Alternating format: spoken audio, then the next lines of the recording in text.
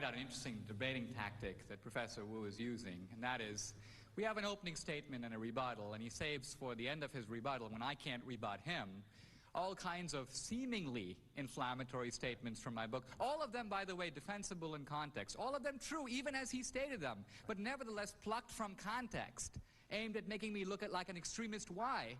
Not because any of those statements matter, but because he wants to discredit everything else I've said by basically saying, this guy is a bad guy.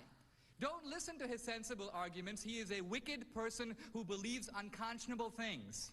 That's a strong point, by the way. Excuse me. I'm sorry. I'm going to stop now and just ask you first to answer the question. I'm happy to do so. We should think about, when we think about merit, we have to ask ourselves this question. What is a fair race? Now, we had the Olympics some months ago in Atlanta. To me, a fair race is a race where you draw a straight line, a gun goes off, a clock goes on, first guy who hits the finishing tape gets a gold medal. Now, someone could say that's not a fair race. The race isn't rigged by any manifest measure, but not everybody has had equal opportunity. Not everybody has had equal access to coaching. Some guys might have a Nordic track in their basement. Others might not.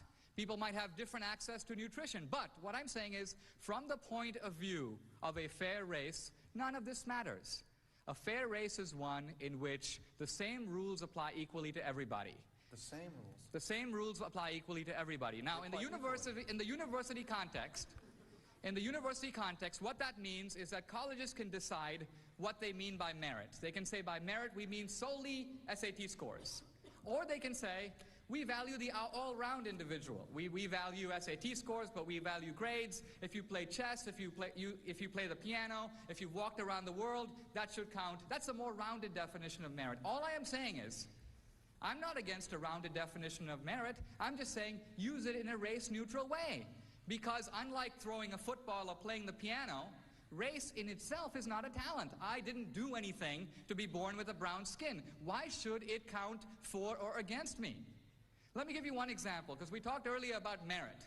An example about merit producing unequal results is the National Basketball Association.